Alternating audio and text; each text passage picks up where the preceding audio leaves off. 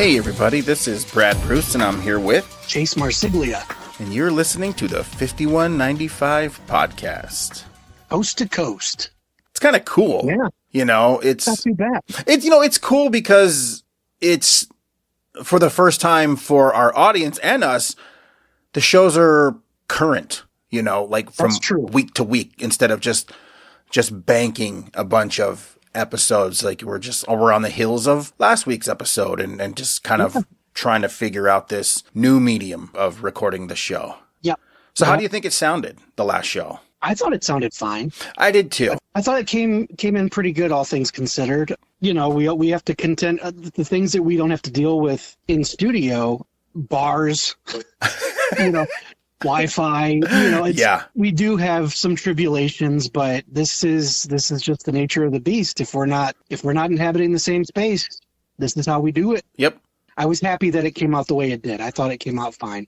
Yeah, so was I. After we had done that first show, I immediately went into editing because I was like very curious to see the quality. Sure. Yeah. I mean, it could have been a complete disaster. Yeah. And I was pleasantly surprised. You know, I was like, all right, this is cool. Yeah. And plus, we were rusty as hell because, I mean, it had been a couple of months, you know, a few months since since we sat down to do it. And then doing it in separate states, it was a bit of a challenge. Yeah, it was. But what's funny is almost like actors who come back for sequels after a decade, I feel like we slipped right back in. We definitely did. You know? Yeah. It was pretty good. Yeah, it was cool. I was definitely happy with last week's episode. And speaking of last week's episode, you know, we were heavily into the writing. We were. Both of us sort of picked the pens back up. Yeah. So where are you at with that? Right now, obviously, I finished my Creep Show short. Yes, you did. Fingers crossed. I sent that your way. We both traded ours off. We both liked each other's shit. Yep. So hopefully something comes from that down the line. But now that was off my plate, I started outlining a new script that... and we had talked about this a long time ago, how moods can affect the mood of your script. Right. Here I am in the dead of winter. Literally, East Coast is just getting fucked in the butt with snow right now. Like seriously, like we've got, it's been bad. We got a really bad snowstorm, and we in Michigan don't have it nearly as bad as other places who are like literally snowed in. Uh-huh. But I was sending you pictures the other day. Oh, yeah. It's just begun, you know, and at this point now, my car is a white lump at the end of the yard. That's wild. I can't relate. I don't even understand. No, and it sucks. It's not like, it's certainly not something I could be like, oh, dude, you would love this. Yeah. Yeah. No. Well, here I am, because I'm also like, oh, bro, I'm not trying to be a dickhead, but I'm being honest with you. Like, I'm like, it's fucking freezing here right now. And I look at the temperature and it's 62. Yeah. And that's freezing for you guys. Yeah. Like my cousin referred to it as sweating weather because he's in New Mexico. Sweating weather. No, I honestly, next week we're filming. We're filming. Freudian slip. Yep, we're recording this on the 13th. Mm-hmm. Starting tomorrow, Sunday, into the end of next week, we will be on my end of the street here, sub-zero. I don't get it. Like our highs are going to be single digits. Our lows will be in the negative. And then the week after that, the projected weather is going to be in the 30s, which after a cold snap like this, that'll feel tropical. Yeah, the 30s is shorts and you know, yeah. I mean, that's what we contend with over here. It's just this yo-yo of it's cold, but now it's freezing, and now it's warm, and it's a wonder I'm not I get sick all the fucking time. It's a constant yo-yo. But like I've said before, though, I feel like because of that, East Coasters appreciate spring and summer more because we deal with this. Right. So you get that endorphin rush when birds start chirping and the trees start turning green again, and it's like, oh, we made it. Uh-huh. You know, exactly. We're in the oasis again. This is good. Right. Whereas you guys, you got what you got, and that's it. That's it. It's either super, super fucking hot, or it's comfortable, or like you said, freezing at 60 degrees. Yep. Yep. It is. And I do have to remind myself, like, stop being such a bitch. When I look at your weather or my cousins, I'm like, yeah, you need to stop. Like, the last thing I want to do is be on the phone with you or him and just be like, oh my God, it's 55. Where's your cousin? He's in Maxwell, New Mexico. Oh, okay, so he's east of you, but not way out here. Yeah, I mean, well, his weather right now currently is 36. No shit. Yeah, and then he's getting down in. It'll be like 14 tonight, and then it'll be like 5. And then he gets negative. You know, he'll get like negative 8 or 10 or whatever the other day. I believe is what I saw on the weather app. New Mexico. In New Mexico, yeah, because I mean he's a very high elevation. I believe over 7,000 foot elevation. Oh, okay, that makes some sense. Then. Yeah, yeah. When I think of New Mexico, I just Breaking Bad. I just think of desert. Right, but yeah, no, it's. I remind myself, don't even bring up weather to them. No, I think if you were to live out here a week during winter, you would probably be. I feel like you would be enchanted with it for like a day or two. Like, this is fucking wild. This is cool. Yeah. And then after the third day, you'd be like, get me back to California. Yeah, because it's like, well, I have an escape. I can go home. So yeah, you're just like, the snowball fight yesterday was a lot of fun. Fuck you. I gotta go. Yeah. Boy, does it bring the chagrin out of all of us. Yeah. You use it to write though. I do. And that's what I was getting at. It is constantly gray. Okay. And it's not even like me personally, I love the gray before a storm. Okay. You get that electricity in the air, know, the sky looks murky.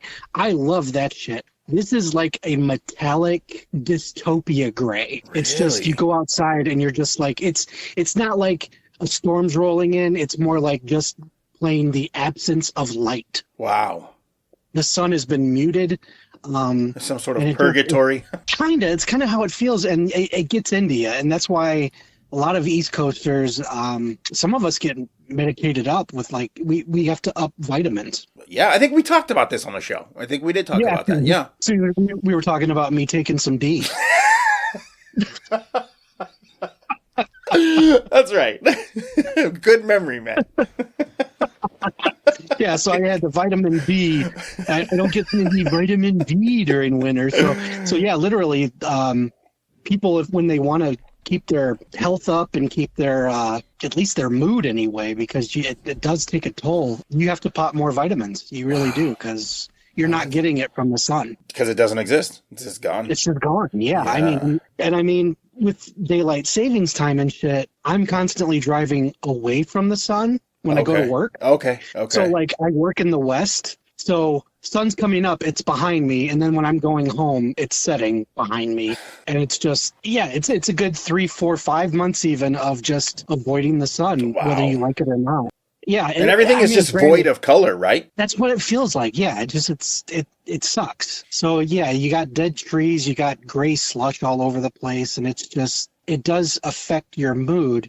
I thought, since we're writing again, why not use it and put it towards a script I've been kicking around for a little bit that involves a very disturbing topic. Okay. And I was like, I'm just going to outline this thing finally once and for all. And it's going to be a layered, intertwining story, like 3 or 4 different stories that are all kind of interconnecting, involving the dark web, underground snuff tapes, and trafficking.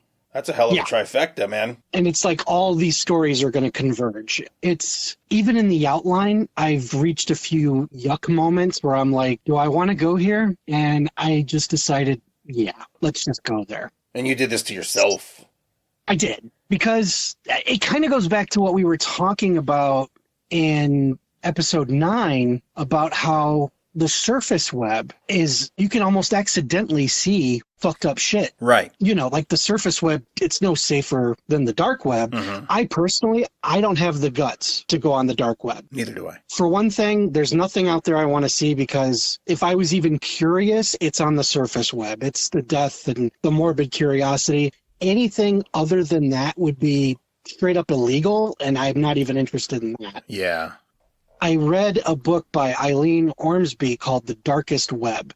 And basically the dark web, she does it like in a trifecta. Like here's dark web, darker web, and then darkest web would be like red rooms and snuff tapes and, child trafficking and shit like that. That's obviously the worst of the worst.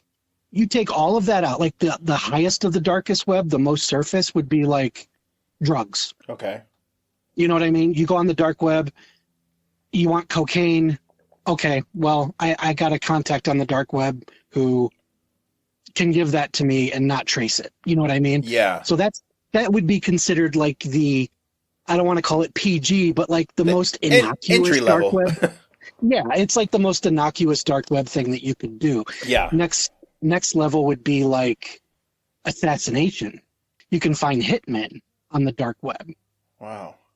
Because you can't be traced. And then obviously the darkest web is murder and I hate to say it, but the child content. So obviously there's nothing for me out there. Yeah. But even if I wanted to do the research that Eileen Ormsby had done, where she fucked around out there and saw things, it's apparently just a garden of viruses. Like if you get into the Tor network just to download the dark web and access it, you're opening your computer up to all kinds of fucked up shit. Yeah.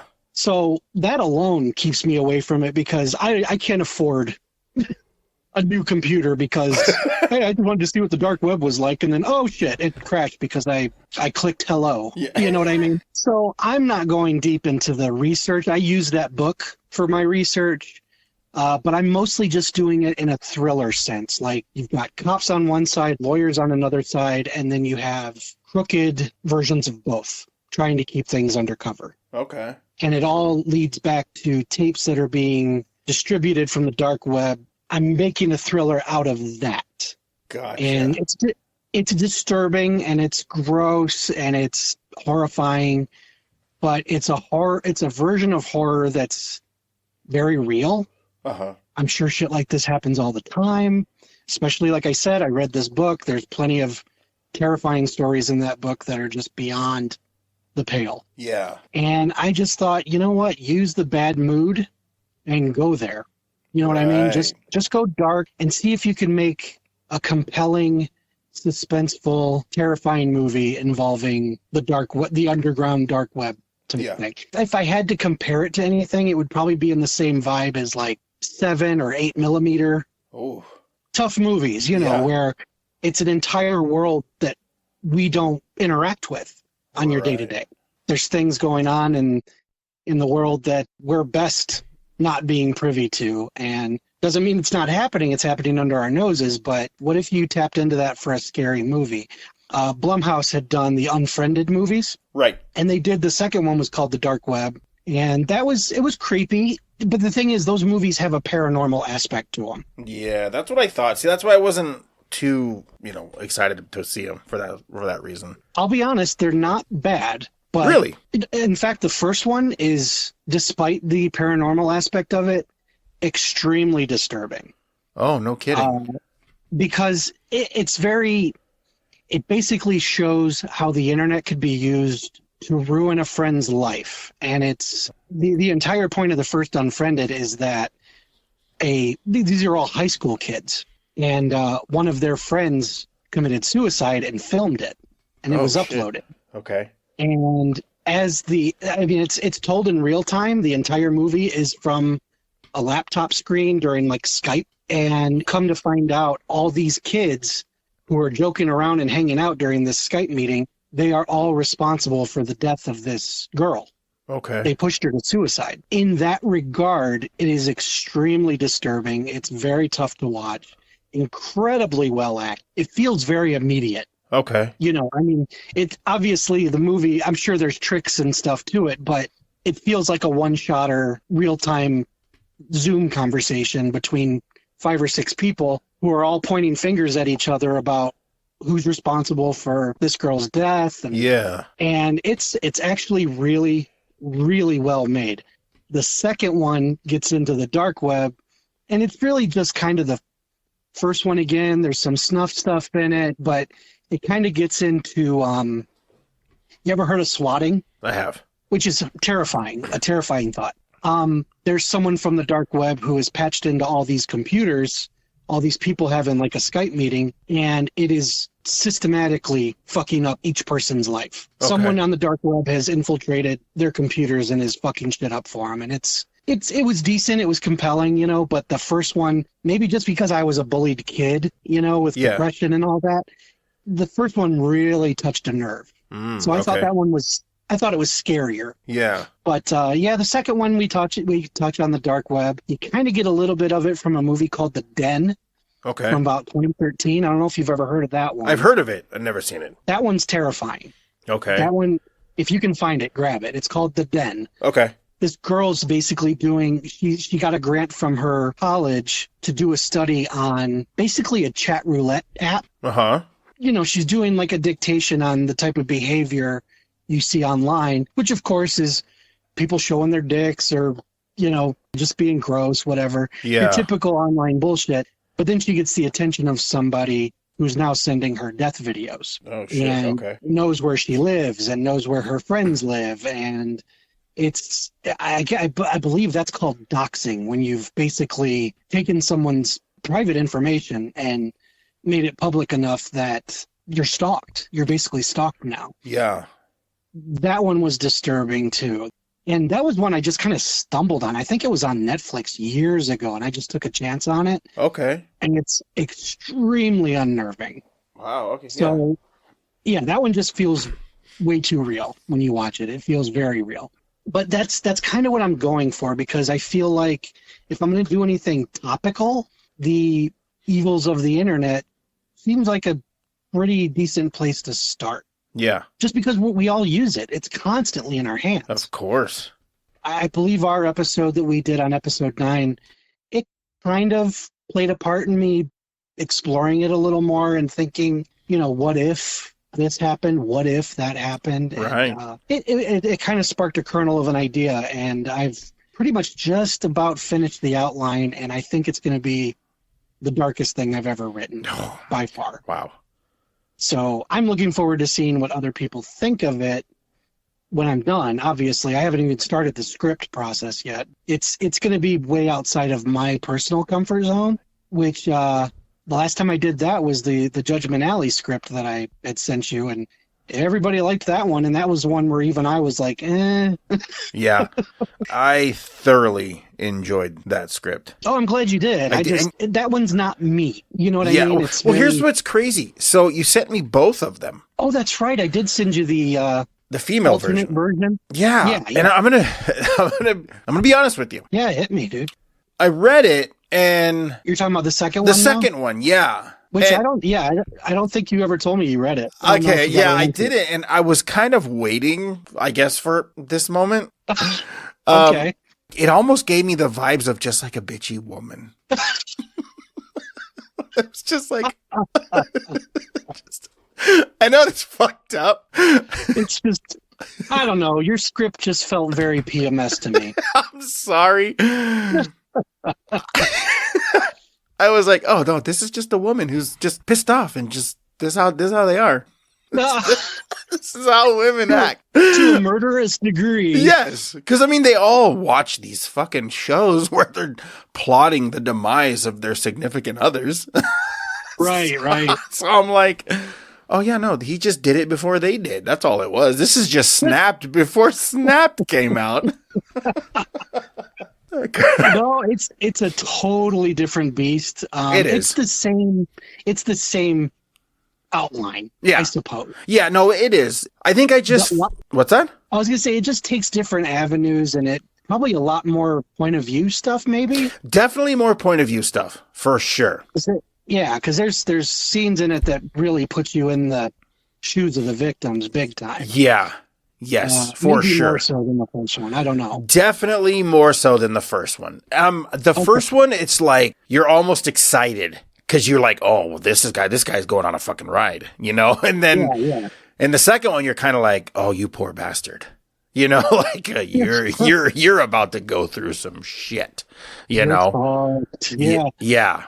But I just fell in love with just the way the story unfolded in the first one. Okay. Because it's one of those things where you captured the audience. Like I was the audience, and you had me asking questions and you had me saying like, don't fucking do that. Or why the fuck are you doing this? Sure. Like, oh, I hate this motherfucker. Kill him right now. Like you had me engaged and hooked. And that's like all we could want as a writer is to engage the audience to where you're making them feel something. Yeah. And then also, the majority of scripts are very, very predictable. Well, a lot of people went to that screenwriting school of you do it this, and this way. Yeah. And you can't do that's cookie cutter. It is very cookie cutter. It is. You're going to give people their baby food the way Lloyd Kaufman refers to it. Yeah. You're spoon feeding them the same old thing. Yeah. And with this, you I'm didn't. not interested in that. You didn't. Like, not at all. When I got to the end, I was just like, motherfucker. Of the first one. Yeah, of the first one. Of the original. Yeah, I was like, not what I thought at all. And as a audience member, I was like, yes, that's fucking great. Like, that's what you want. You want to feel that. We go to the movies to feel something, whether it be scared or happy or we want to laugh. And you're able to capture those emotions out of me in this script. I was very surprised, like at the ending. I was very, very happy. And then I was equally excited. Twist. What's that? Effective twist. It wasn't a very effective twist. And I was equally as excited of the second one until I read it. And I was like, she's just moody. She's just a moody bitch. So I think in the first one, our protagonist is engaging with us. Yes. The whole time. Yeah, it's that the fourth wall is broken. Did I do that in the second? I can't even remember. It's not as prominent. Okay. It's more story driven. It's more just we're watching. We're not being brought into it. We're not, and I think I liked that about the first one, because it just seemed like such a fucking. He seemed like such a cool guy, and he's got this really cool shit that he's very proud of that he's doing for God.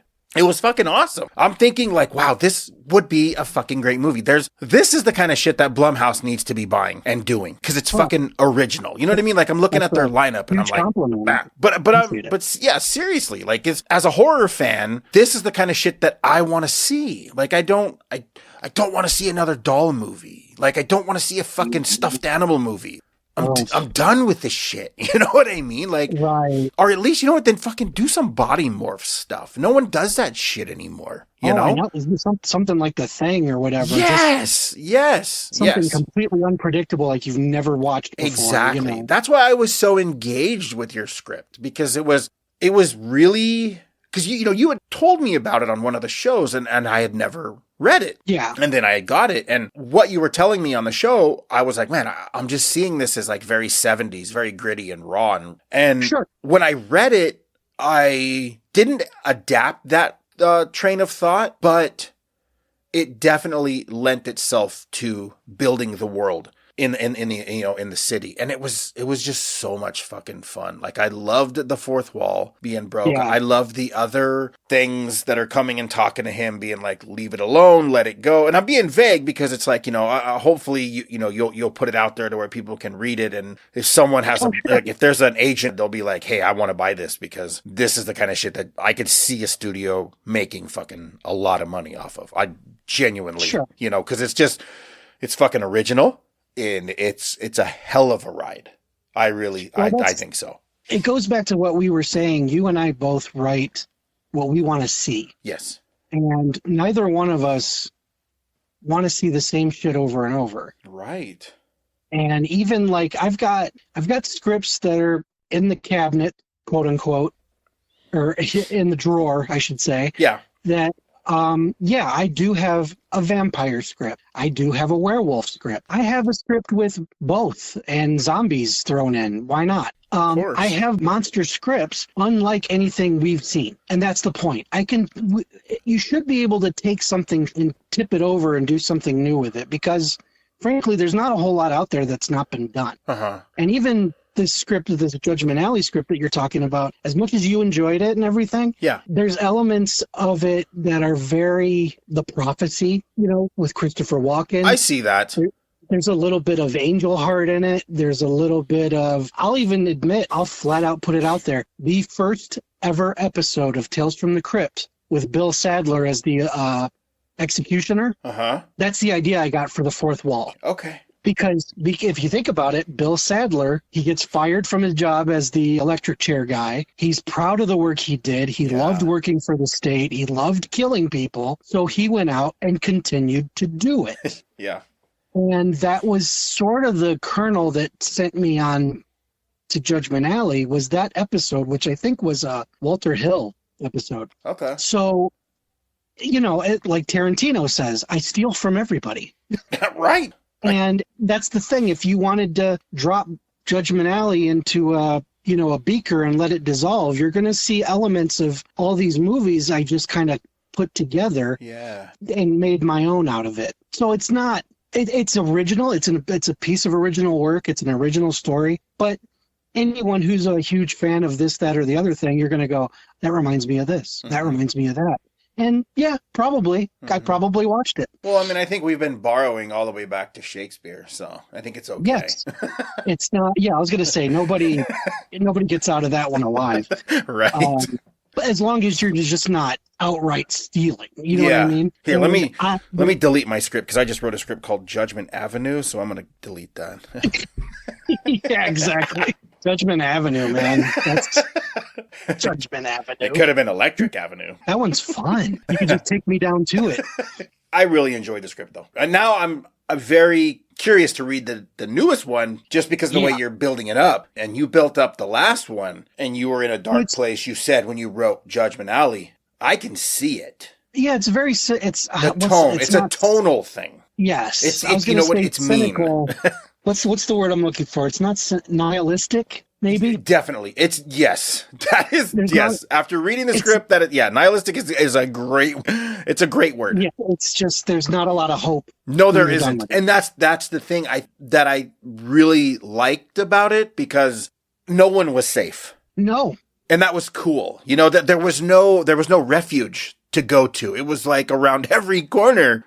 That could be it. Because there was a moment I was waiting on the higher ups to come get him. He kept just basically saying, fuck it, I'm going to do what I do anyway to this guy. Not just that, but thinking that it's a test. Yes. Like, if the higher ups are telling me to do this, they must think I'm, and it was a perfect example of overthinking.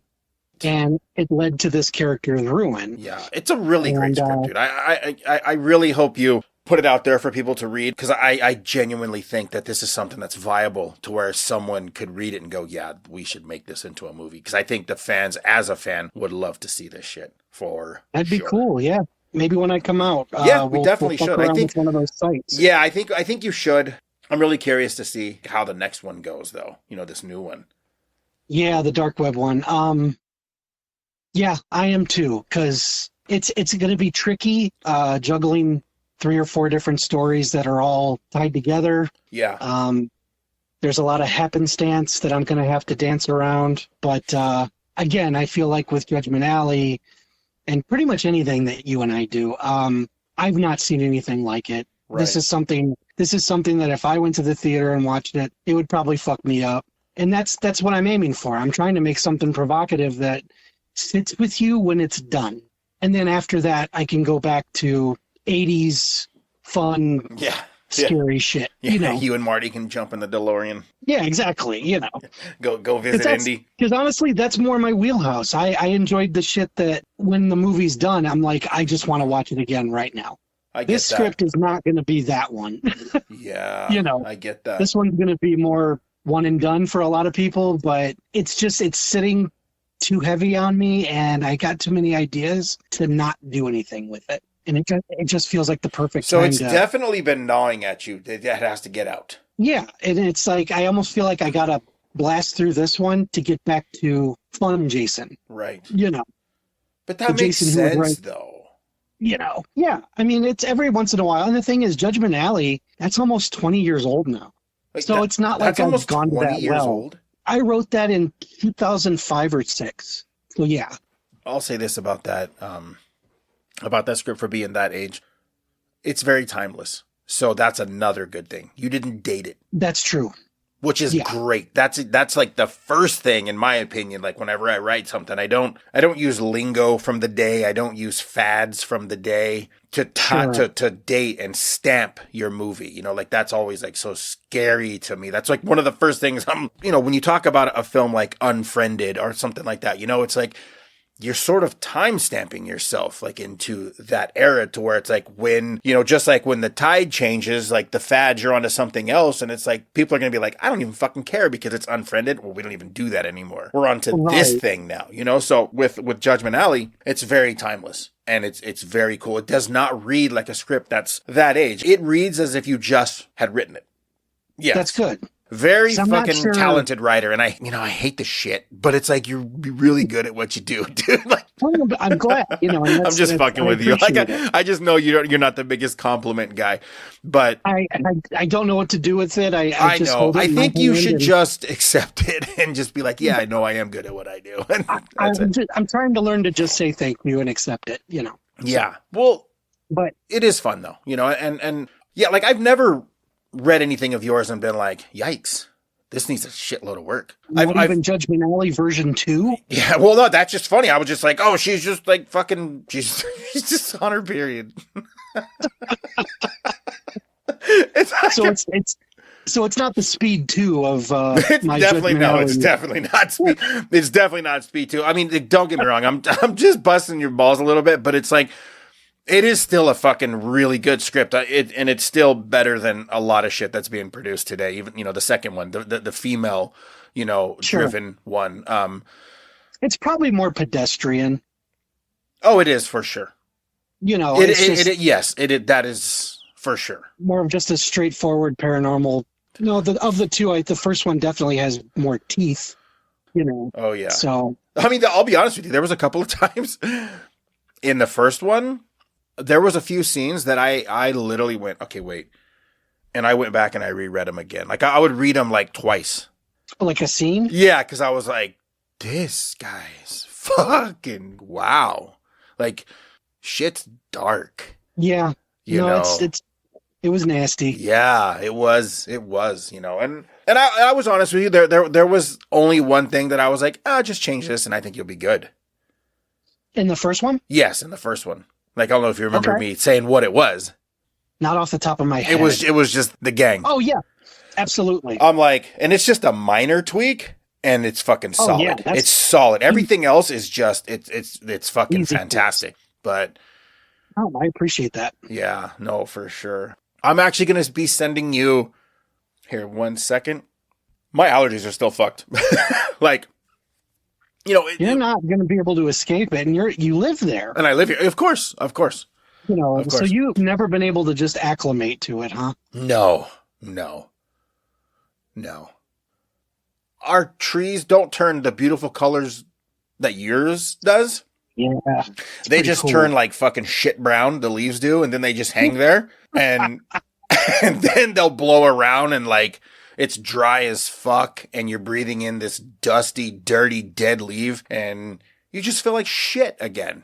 If you don't stay on top of your allergy meds, dude, you're, oh my God.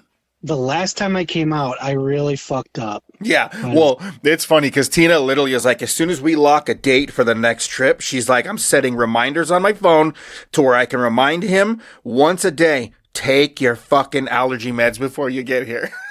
Oh, yeah. Like literally the week before, just pop them, and then... Yeah, because it takes a few days for them to get in your system and really start working. It does, and that's a really good point. Because, I had completely forgotten this last trip, and I had landed like... Bleh. Yeah. It just fucked me up the second I got off the plane. Yep. You know, so that was rough, and we both lost our voices. Yes, we did. Pretty quick. That's the worst part about it. I could almost take... sneezing and the runny nose and all that over losing your voice because there's not much tissues for the other ones. Losing your voice, you got nothing. Exactly. You can soothe it, but you can't get your voice back. It ain't coming back. Yeah, it ain't coming back. It doesn't matter. Coughing is just going to make it worse. And So I was so disappointed that first week of our trip, that trip, just because I was like, I set us back a fucking week. Yeah, but we still worked out. We did, but it was just, I'm like, my fucking voice. It's what I came here for. Yeah, it's kind of hard to do a talk show without a voice. Yeah. But when it goes on YouTube, we'll just get someone to do sign language.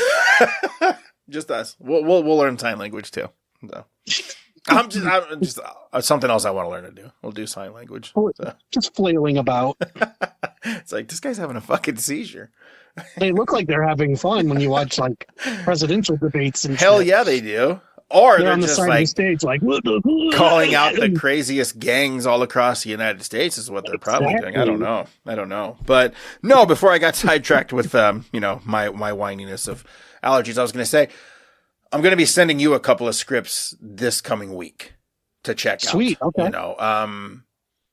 One is like a paranormal ghost hunting show. Oh, I think I remember you saying something about that. Yeah, sending that one to you. And then I'm going to be sending you a anthology that I wrote.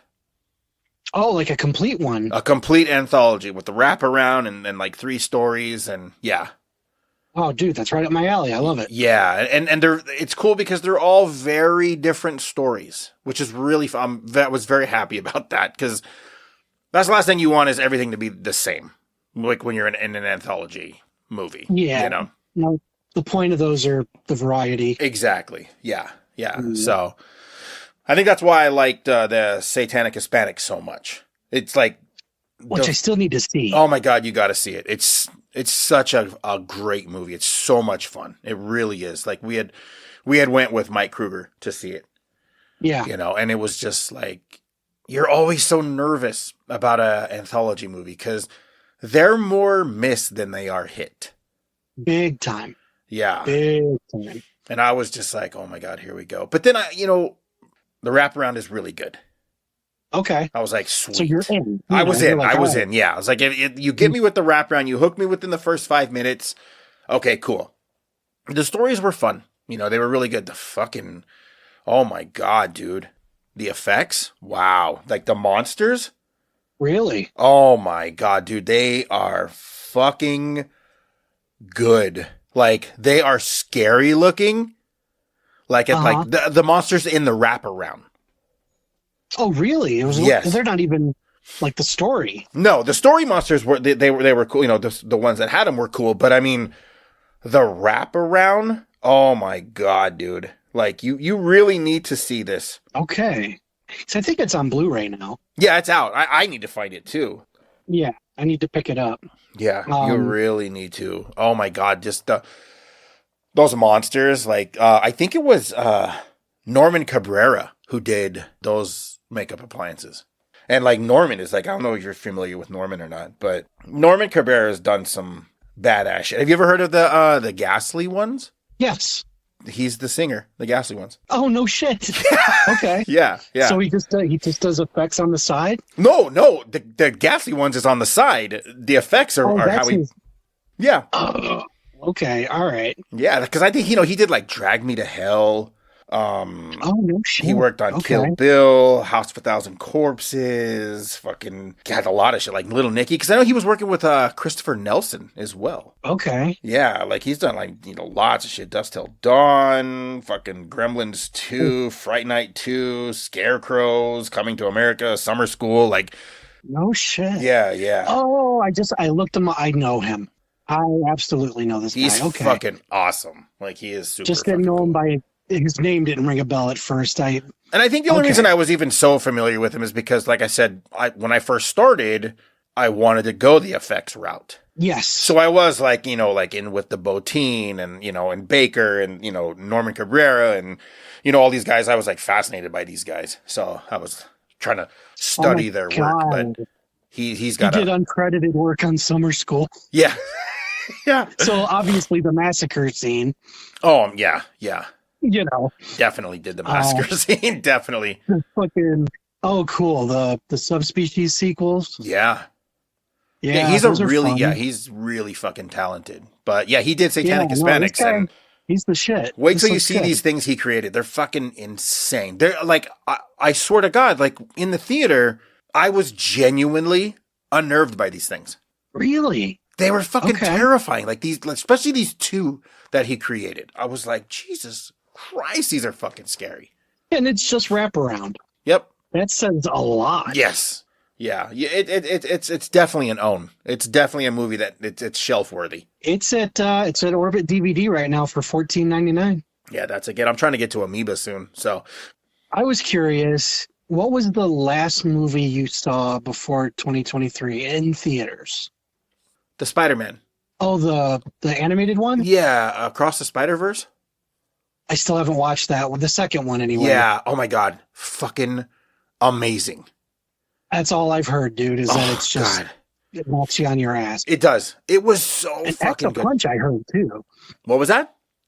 It Packs a Punch, I heard, too. Yes, it does. Yes, it really does. So, actually, those are the last two movies that I remember seeing in the theater. I did pick up Spider-Man. I have that upstairs. Okay, it's definitely a watch. But, because, yeah, I'm a theater goer. I love going to the theater, but I'm also a snob. I want it to be something that I really want to see. Like, well, I know people that they go see anything. Yeah, but, when you get married and have kids and all that good stuff, the money situation tightens up. Yeah. I've gotten to the point now where I either really have to see it for myself, or if the kids want to go, I'll take them. I've gotten to the point where I need, for the theater especially, I need the spectacle. I need something loud, big. It's like back in the day, I would have gone to see 12 Angry Men. Fine. Right. Now you want like a high concept thing. I need something big and loud and worth the sound system and everything, Right. I want to go for the experience, and that's where of course our horror movies come in. Of course your Marvel, DC, but that's been me lately. I take the kids and everyone. Obviously I like them too, but I'll take the kids to the superhero shit, and then usually me and my oldest will go see scary stuff. That's cool. The horror films. The last two I went and seen was The Exorcist Believer, I think it was called. Okay. Which I wasn't crazy about, unfortunately. I was bummed by that one. Not the worst Exorcist sequel. It just, after so long and bringing back legacy characters and stuff, could have been better. There was nothing redeeming about it, like even like the effects or the makeups. The makeup's all right. There's a couple of shots that are really creepy, but unfortunately you've seen them. It's like in the preview, there's a creepy shot of the two girls possessed who are tied to chairs back to back. And there's that shot where their heads are both kind of leaned back and they're chanting or something. And right. The makeup looked appropriately Exorcist-like. It just looked good for what it was instead of, oh, goddamn. I get that. You get a good look at Linda Blair in the old one and you're like, I'm not fucking with that. You know what I mean? But now everyone's doing that. So that just became the template for Possession. Yeah, they just kind of look. It's almost like Batman when they go, what do you think, Batman? Does he look cool in this movie? And I'm like, he looks like Batman. You did it. Mission accomplished. So it's the same thing. In fact, I'll go a step further and say the scariest Possession makeup I've been seeing lately have been like Evil Dead Rise. Okay, which I did see. Did you finally see that? Jesus Christ, dude. Yeah, the mom, especially, the makeup was terrifying. Yep. And it's like these Deadites don't even look like the ones we grew up with. No, they do not. They're scary as hell. And I was like, last year when Evil Dead Rise was a scarier movie than an Exorcist sequel, you guys dropped the ball on the Exorcist side. I'm sorry. Especially for that history of the Exorcist, just... And that's what I mean. I almost feel like at this point, I know you're using the name, and I know nobody goes into these saying, I'm going to make a shitty Exorcist movie. And there's elements in that movie that I really liked. Like, for one thing, having two possessed girls, that's fucked up. Yeah. Nobody really does that where it's like, oh God, we gotta battle two of them. That was good.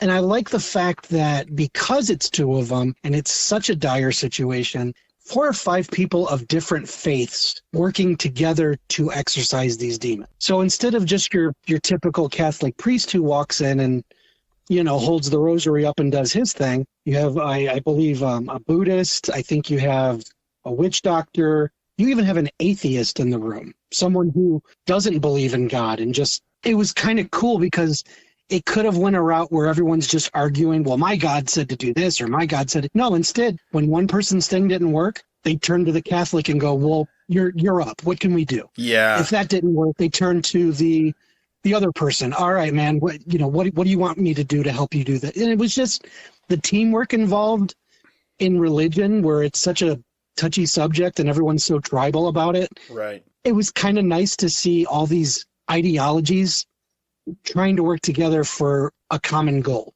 So in that regard, it was written pretty good. It was kind of a positive, but overall, it just wasn't scary. And you can't make an Exorcist movie and it not be scary. It's got to be a scary movie. And it just felt very pedestrian and typical, and just didn't do it for me. Well, I'm going to watch it now, thanks to you. Please do, because I want to know what you think too. Because you've seen all of them up to this point, right? I mean, yes, is there I any have. sequels? No, I've seen them all. Yeah, I've seen them all. Even both versions of the fourth? I sure did. Okay. I sure did. Okay, so yeah, you got plenty to hold it up against. I do have plenty to hold it up against. And that's why when I first saw the trailer and I saw the Ellen Burstyn character and then just like the hints of the theme, I was like, they're doing it right. I was so fucking excited because I was like, they're hitting all of the plot points for the audience. Like, fuck yeah, this is going to be an Exorcist movie. Abso-fucking-lutely. That was my exact thought too. And I feel like they did her dirty. That is so bad, dude. That is so fucking bad. Yeah. Like I said, watch it and let me know what you think. But, okay. Yeah, no, I will for sure. Out of a possible TV guide 4 out of 4, I'd give it a 2. Okay. Obviously, that's not the worst. It's just, it was okay. Yeah, I get it. And I didn't want to come out of that thinking, it's okay. Yeah. For sure. Meanwhile, 2-3 months before, I'm walking out of Evil Dead Rise like, holy fucking shit. Now and after seeing Evil Dead Rise, I was so upset I didn't see it at the theater. Oh, dude, the Deadite spider alone? Oh my god, yeah. I was so fucking upset I didn't see that. That is dude, some of the shit in that movie was nuts. Yes, it was like, oh my god. Yes, that was next no, level. They took the fucking gloves off for this movie. Yes. They knew what they were doing. And that's why I was like, okay, great. Exorcist, they're going to do the same shit. Right. They're going to do the same thing. They're going to fucking, they're really going to fucking pull all the punches and really give it to us. I almost wonder if my opinion of Exorcist would have been different if I hadn't seen Evil Dead first. Right now, after not, having not seen The Exorcist, but listening to what you say and listening to other people, I'm going to say probably, yeah. Probably would have felt the same. I think you would have felt the same. I really do. Maybe. It just sounds like the movie just didn't deliver. No, it just didn't. No. You don't take something like The Exorcist and just phone it in. It's the same with like Jaws. I mean, at this point, if you're going to make another Jaws movie, you better knock it out of the fucking park. Yeah. Because you have a litany of mostly disliked sequels that came out after the fact. Same with The Exorcist. It doesn't exactly have a great track record. But if anyone's going to touch an IP that's that revered, you better come out swinging, dude. Right. Seriously. Well, here's the thing. Like, I was looking at the guy that wrote Believer with David Gordon Green. Yeah. His background is not horror. Really? It's Broken Diamonds, Camp X-Ray, Take Me Home Tonight, Imagine That, Game Plan. Oh, wow. But these are things that he's worked on, That's the Peter Sattler guy? Yeah. I don't know. That's kind of already like, that's a bad decision to bring someone in. That's not their background. Right. And it makes you wonder if it was a hired gun, because he doesn't even look like Sattler he looks like he doesn't even have a background with David Gordon Green. That's what I mean. Like if he's not even friends with David Gordon Green or maybe McBride, maybe, I don't know, but I don't know. It kind of seems like one of those studio things where they're just like, they open a door and be like, you're a writer. You come in here. You're going to write this show. Yeah. You ever seen an Exorcist movie? No, that's fine. Perfect. Just sit down. You got a laptop? Okay, you're qualified. Yeah, exactly. You're qualified. I will say the very last movie I did see at the theater was Godzilla -1. Oh, fuck. See, that's another one I missed. I fucking missed it. Bro. Did I talk to you about this one? You did. Kruger did. There was someone else that did, and I was just... It was so good. If that's it being the last movie I saw at the theater, I went out on a high. Because that was really, really, really good. Fuck. And Godzilla has probably, in my opinion, never been scarier. What? Just the design of him, his face and everything, and obviously we're beyond the guy in a rubber suit era, but it's like we've seen rubber suits that they changed his face a little bit, he looks a little meaner, or this, that, the other. This Godzilla looks so pissed that humans exist. Wow. Oh my God. There's a scene where he's chasing a fishing boat. Not even like a warship or anything. Okay. It's a fishing boat. So it's like, it's nothing for him to just swallow it up, right? Yeah. He's swimming after it. And the way that they've got him, half of his head is above the water. And it looks, they basically made it look like a gator. He's got that like that. He's got that back and forth swimming kind of thing. Yeah. But he's coming at them with his mouth wide open. And his eyes look so full of hate that I'm like, I'm just looking at it like, you guys are fucked. Wow. You're so fucked. And it's like, I've never thought that with Godzilla. Godzilla's just, he's Godzilla. You know, you go in and he's gonna roar and knock over buildings and you're gonna get what you paid for. Yeah. This one, I was scared of Godzilla. I was like, you guys woke up something really angry this time. Wow. You know. And it's a period piece. It literally takes place just after the bombing of the Hiroshima. Oh, no kidding. Okay. Yeah, so it's not today. It takes place even before the original 1954 Godzilla. Well, it seems like I really fucked up because when I found out that it was coming out, I did no research. I watched no trailers because I was like, no one's going to do it right. So I don't even care because I'm such a huge Godzilla fan. And I was like, no, I literally I shut it out of my life because I didn't want anything to do with it because the last one, I was disappointed. Been a big fan of the MonsterVerse ones? No. You know, like, I mean, no? I'm just, again, I am that rubber suit guy though. I am. Okay. You know. So you're a purist. Huh? Yes. Yes, sure. Those are the ones that I watch. Those are the ones that I collect. Sure.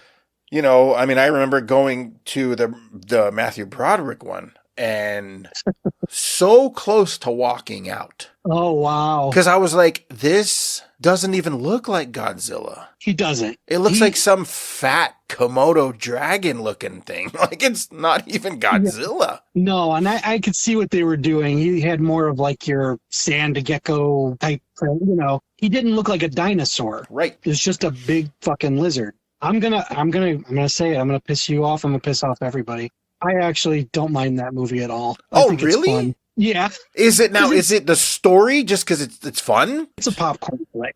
There's no messages. It's just big monster wrecking shit, and there's some laughs thrown in. Half the cast of the fucking Simpsons is in it. You know what I mean? Right. It was goofy popcorn shit. Yeah. That I just didn't mind. It was big and loud and stupid, and I kind of enjoyed it, but I don't know why. I never really looked at it as a Godzilla flick. And I think that's why I shut it out because of the Godzilla design. Because everyone does. Because everybody hates it. Yeah. Mine, the only reason I hate it is because of the design. It's not the cast. Like, it's not. No, the cast is solid. I love Jean Reno. Yeah. Yeah. Hank Azaria's a fucking riot. Yeah. You know. Had they just stuck to a key Godzilla design. Right. I just wasn't a fan of it. I remember, to me, a lot of the things that people nitpicked was, you know, certain buildings didn't fall or he did this. I'm like, for one thing, it's a giant fucking Godzilla movie. Who cares? You know, when you nitpick about that shit, I'm like, you're just being a critic. Whatever. No, but, you're looking for shit to bitch about is what it was. Right.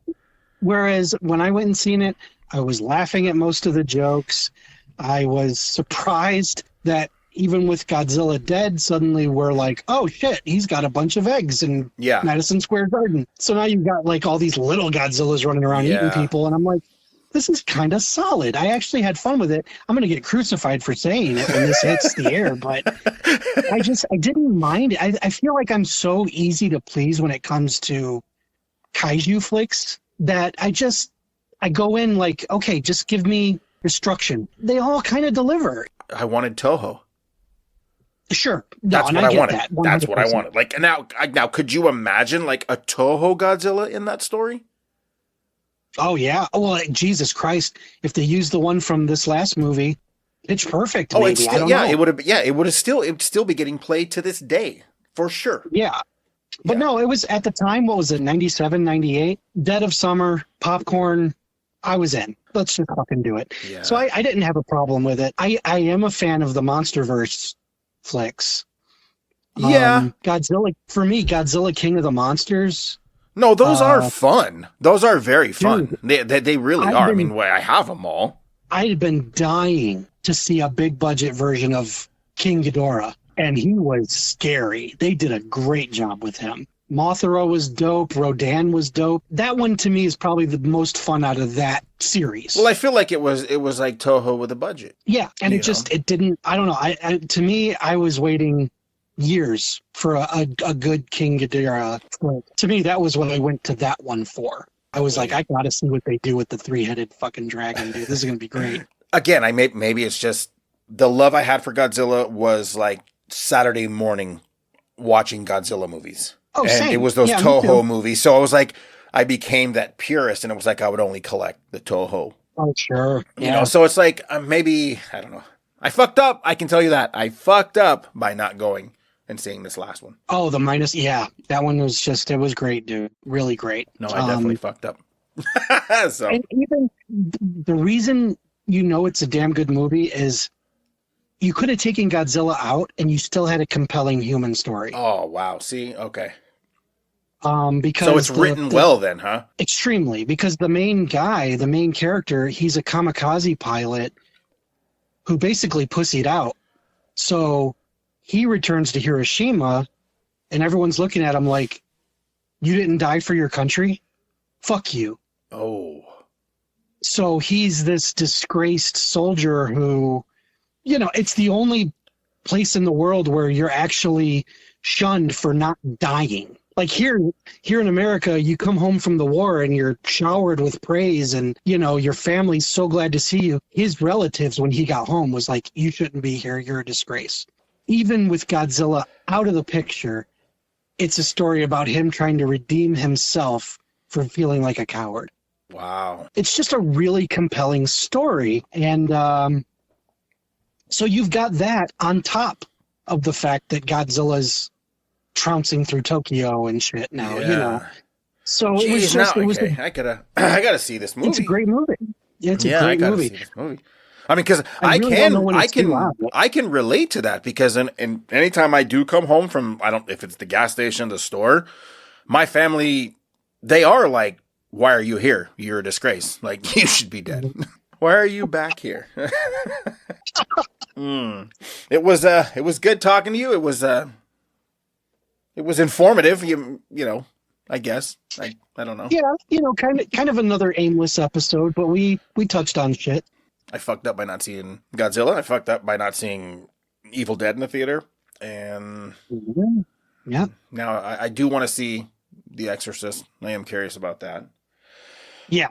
I want to know what you think of that one for sure. I will watch it and let you know what I think. Please do. And I need to find out when Godzilla -0 is hitting DVDs. Yeah, I do too, because I definitely want to see this. Godzilla -1, sorry. Yeah, right now I don't see any dates. So okay. It can't be too long, though. The turnaround on these is usually pretty quick. So sweet. Hell yeah. It was good talking to you. Yes. I look forward to the next one. Yes. We'll get a solid topic to stick to. Yeah. Go back to our original format and harp about something and just stick to that something. Definitely. Because I do have a question to pose to you on the next show that I think would be. Oh, sweet. But hey, we haven't seen each other in months. The fans got to know we got to catch up too. Exactly. We don't learn stuff about each other from all the memes we send back and forth. No, basically just learn each other's sense of humor, and that's old news by now. That's old news. We're both a couple of fucking idiots. And, I will agree with you on that. All right, man. Well, until next time. See you guys.